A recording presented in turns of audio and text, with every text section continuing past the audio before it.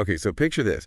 You're a young woman in the 1970s, and you're, excited to go on this date with this charming bachelor you met on the dating game. Oh, yeah. Little do you know, you've just narrowly escaped a date with a serial killer. Oh, wow. That's exactly what happened to Cheryl Bradshaw Okay. back in 1978 when she chose Rodney Alcala. Oh, yeah, I remember that. Who, unbeknownst to her and the show's producers, was a convicted sexual predator and suspected murderer.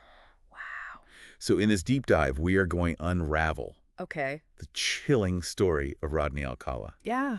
A man whose charisma masked a deeply disturbed mind. Right. And you will be surprised to learn how he managed to evade capture for years. Yeah. Even appearing on national television while actively committing horrific crimes. Wow. That's right. That's incredible. We're basing our exploration on a true crime podcast episode that goes into the details of Alcala's life and crimes. So get ready for a truly disturbing yet captivating journey into the mind of a monster. All right. Okay, so let's start with his early life. Okay. Alcala was born in Texas, spent part of his childhood in Mexico. Okay. Got decent grades, had a seemingly close family. Right. No obvious red flags, right? Seems like a pretty average childhood, right? Yeah, but there were some early signs of trouble. His grandmother's death and his father's abandonment. Right. Both significant events seem to have little impact on him emotionally. Yeah. This lack of outward emotional response, particularly in a child, can sometimes be an early indicator of a deeper psychological disturbance. Exactly. So Alcala joins the Army in Right. 1961, and even there, things take a dark turn. All right. In 64, he goes AWOL, Wow. hitchhiking over 3,000 miles from North Carolina Oh, my God. back to his mother's home in Los Angeles. Yeah. This incident led to a psychiatric evaluation and a diagnosis that would define much of his life. Right. Antisocial personality disorder. Oh, wow. His AWOL incident, coupled with his later diagnosis, suggests a growing disconnect from societal norms and a disregard for authority. Right. This disregard for rules and boundaries Okay. would become a defining characteristic of his criminal behavior. Yeah. Makes sense. Back in California, while still a student, Okay. Alcala meets a young woman named Morgan Rowan Mm-hmm. at a teen nightclub, Right. and he attacks her. Oh, wow. But thankfully, she manages to escape. Oh, good. But then their paths cross again 3 years later, leading to a second horrifying encounter. Jeez. But once again, Morgan, with the help of her friends, manages to get away. Thank goodness. The repeated attacks on Morgan, escalating in severity, reveal a clear pattern of violence and a disturbing lack of remorse. Exactly. This pattern, unfortunately, is something we see all too often with individuals who exhibit antisocial tendencies. Sadly. 3 weeks later, he abducts 8-year-old Tali Shapiro, Okay. who was living at the same hotel as him. Wow. He lures her into his apartment, Oh, gosh. brutally assaults her. It's awful. This attack on Tali was particularly disturbing. Yeah. Given her young age and the level of violence involved, Right. it suggests a profound lack of empathy Mm-hmm. and a dangerous obsession with power and control, Yeah. both hallmarks of antisocial personality disorder. Right. Thankfully, a witness, Donald Haynes, Okay. noticed something was wrong and called the police. Right. His quick thinking saved Tali's life, Wow. Good for him. although she did suffer severe injuries, Yeah. and to this day has no memory of the attack. Oh, wow. Haynes' vigilance and willingness to act Ah. are a powerful reminder that we all have a role to play Right. in protecting our communities. Yeah. His actions likely prevented a tragedy Yeah. and highlight the importance of trusting our instincts Right. and speaking up when something feels wrong. Thanks. When the police arrive at Alcala's apartment, Yeah. he's already gone, Of course. but they find a truly disturbing crime scene, Right. evidence of the brutality Yeah. inflicted upon young Tali. Terrible. But here's where it gets really mind-boggling. Okay. While the police are frantically searching for him in California, Mm-hmm. Alcala has already fled to New York City. Wow. Really? He enrolls in NYU's prestigious film program Okay. under the alias John Berger. Oh, wow. So a fugitive on the run, Right. hiding in plain sight, attending one of the most renowned universities in the country. That's incredible. This calculated move to New York, Yeah.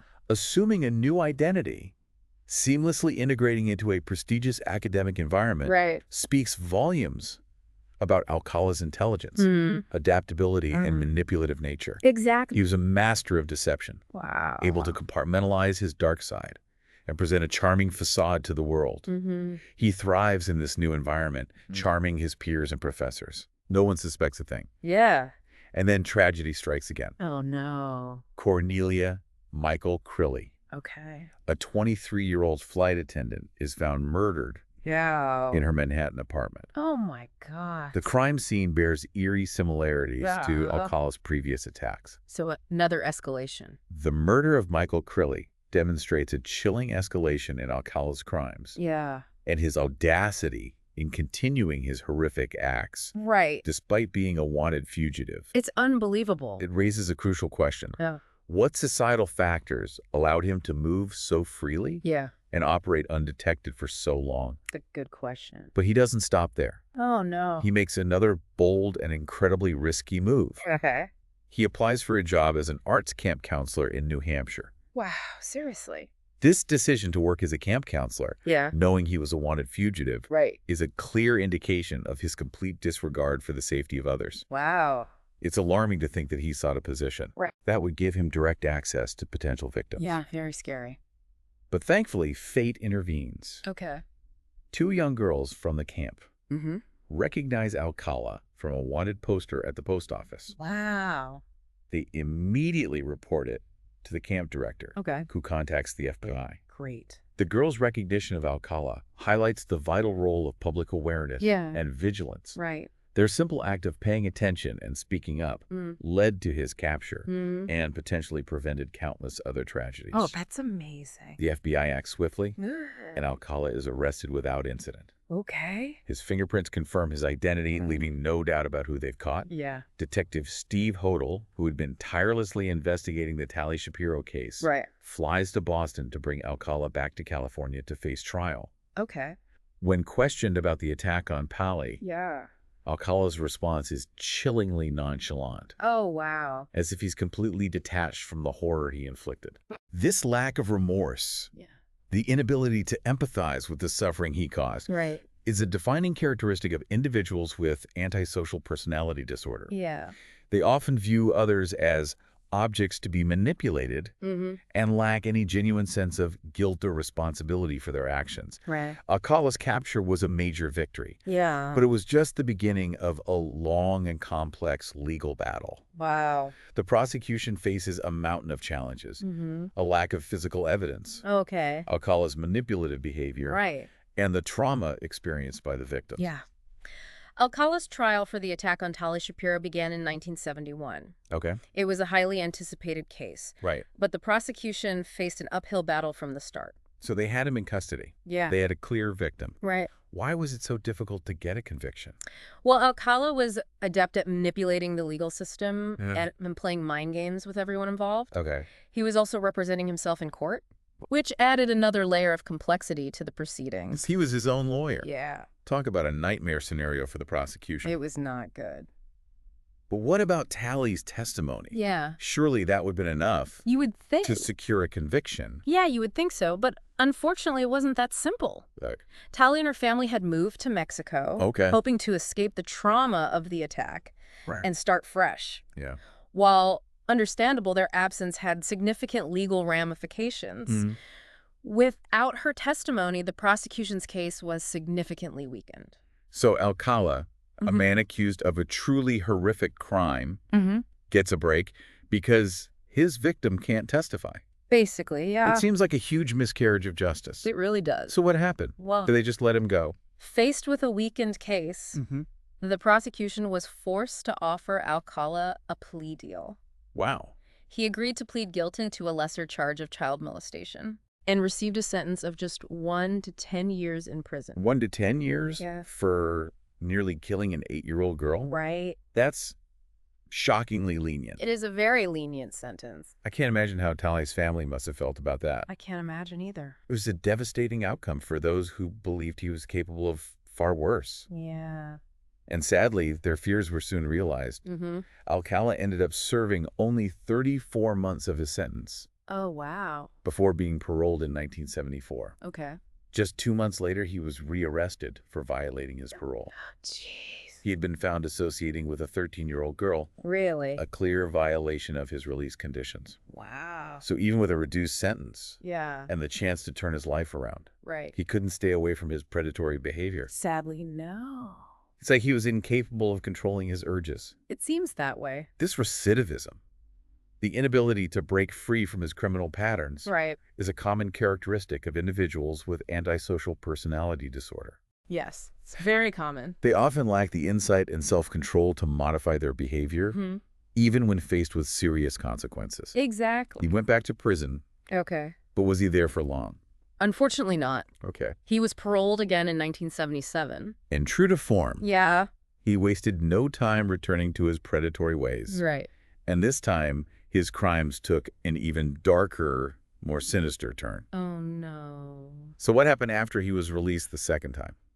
In 1977, 12-year-old Julie Barkham disappeared while walking to ballet class in Huntington Beach, California. Okay. Her body was later found in the foothills of the Angeles National Forest. Another young victim. Right. It's heartbreaking. It is. Was there any evidence linking Alcala to Julie's murder? There was strong circumstantial evidence, but unfortunately prosecutors decided not to pursue charges. Really? Yeah, they cited a lack of physical evidence. So Alcala might have gotten away with another murder? Potentially, yeah. Simply because the technology wasn't there to connect him to the crime. It was the 70s.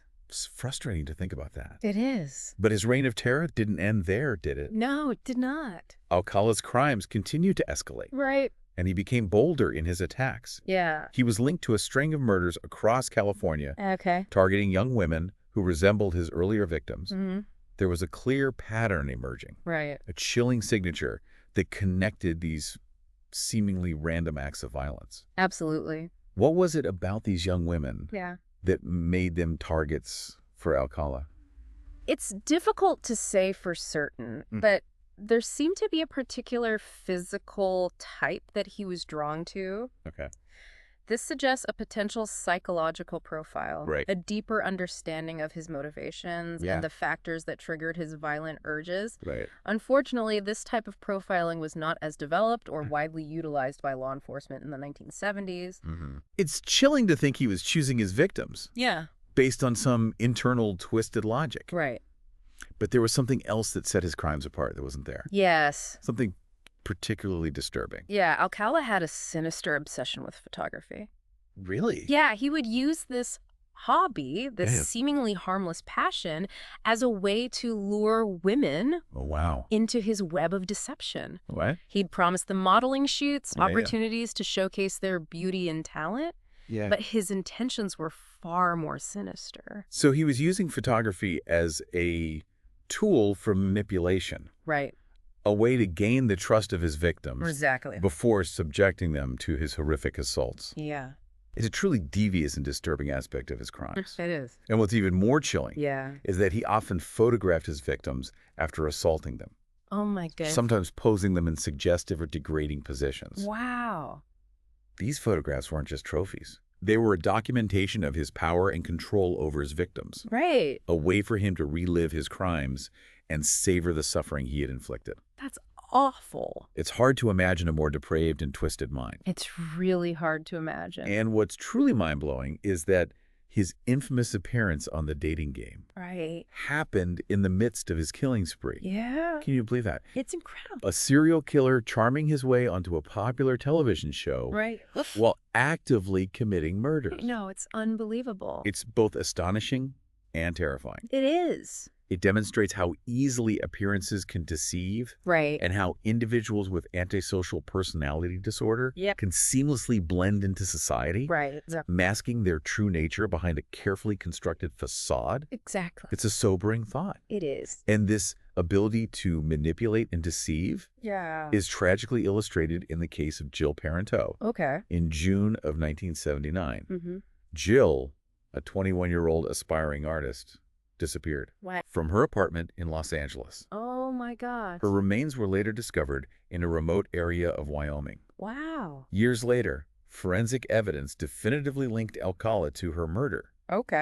Jill's case exemplifies the long-lasting impact of Alcala's crimes and the ongoing pursuit of justice by law enforcement and victims' families. Exactly. It also highlights the advancements in forensic technology that have become crucial in solving cold cases and holding perpetrators accountable for their actions, even decades later. It's amazing how far it's come. So while Alcala continued his reign of terror, the police were closing in on him. Detective Steve Hodel, who had never given up on the Tally Shapiro case, was determined to bring Alcala to justice. Good for him. He recognized the chilling similarities between the crimes and felt an intense responsibility to stop him before he could claim another victim. Wow. It sounds like Hodel was relentless in his pursuit of Alcala. He sounds very dedicated. What happened next? Well, in July of 1979, Alcala struck again. This time, his victim was Charlotte Lamb, a 32-year-old legal secretary. He lured her to his apartment with the promise of a photography session. Of course. But as we know, his true intentions were far more sinister. Yeah. Charlotte fought back bravely. But her resistance was ultimately in vain. Alcala strangled her to death. Another tragic loss. Yeah. It's difficult to comprehend the level of brutality he was capable of. It's awful. Did the police have any leads in Charlotte's case? Initially, the investigation was hampered by a lack of direct evidence connecting Alcala to the crime. However, investigators were beginning to see a pattern in his crimes, particularly his use of photography to lure victims and document his acts. So Alcala's twisted obsession with photography ultimately became his undoing. In a way, yes. Just weeks after Charlotte's murder, Alcala approached a young woman named Robin Samso at the beach, claiming to be a photographer. Robin, a 12-year-old girl, disappeared shortly after this encounter. Her bicycle was found abandoned near a storm drain, but there was no trace of her. It sounds like the police were finally closing in on him. Yeah, they were. What happened next? The disappearance of Robin Samson sparked a massive search effort. During their investigation, police received a tip that led them to Alcala's apartment, armed with a search warrant. They entered his apartment and made a chilling discovery. What did they find? Inside his apartment, they found a trove of incriminating evidence, including jewelry belonging to several missing women, and most disturbingly, hundreds of photographs of young women. Many posed in suggestive or disturbing ways. So his apartment was a virtual gallery of his victims. Pretty much. It's a horrifying thought. It is. Did they find anything that directly connected him to Robin Samso? Yes. Among the photographs, they found a picture of Robin Samso. Oh, wow. This was the crucial piece of evidence they needed. Alcala was immediately arrested and charged with Robin's murder. It sounds like justice was finally catching up with him. Yeah, it seems so. What happened at the trial? Alcala's trial for the murder of Robin Samso began in 1980. The prosecution presented a strong case, relying heavily on the photographs, eyewitness testimony, and forensic evidence. However, Alcala, acting as his own attorney, used the trial as a platform to manipulate and control the narrative. Further traumatizing the victims' families. It's unbelievable that he was allowed to represent himself. Especially in such a serious case. You would think they wouldn't allow that. What was the outcome of the trial?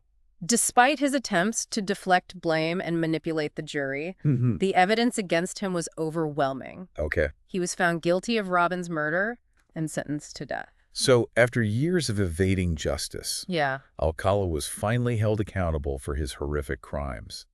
It seems so. Did his conviction bring any closure to the families of his other victims? While Robin Samso's family finally received some measure of justice, the families of Alcala's other victims were left with unanswered questions.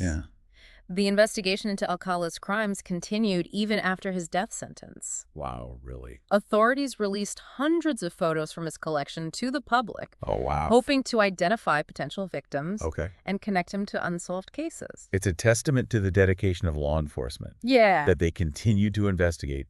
Even after he was sentenced to death. They didn't give up. Did they have any success in identifying other victims? Yes. The release of the photographs sparked a flood of tips and leads. Over the years, DNA evidence linked Alcala to several additional murders, solidifying his place as one of the most prolific serial killers in American history. It's a chilling reminder that monsters can hide in plain sight, often blending seamlessly into society. It's true. Alcala's story serves as a cautionary tale, reminding us to be vigilant, to trust our instincts, and to never underestimate the capacity for evil that can lurk beneath a charming facade. Very true. Alcala's legacy is a complex one. It is. His crimes were horrific. Yeah. But his case also led to significant changes in law enforcement procedures, forensic science, and public awareness campaigns. Yeah. All aimed at preventing future tragedies. Hopefully. His story reminds us that while we can never fully erase the pain of the past, we can learn from it, work to prevent future tragedies, and honor the memories of those lost by fighting for a safer and more just world. That's a good point. This deep dive into the life and crimes of Rodney Alcala has been a truly disturbing yet fascinating exploration of the dark side of human nature. It's a reminder that evil can wear many faces. It's true. And that vigilance and awareness are our best defenses against those who seek to harm the innocent. Couldn't agree more. Well, that wraps up our deep dive on Rodney Alcala. Yeah. Tune in next time for another captivating case. I will. Until then, stay safe out there.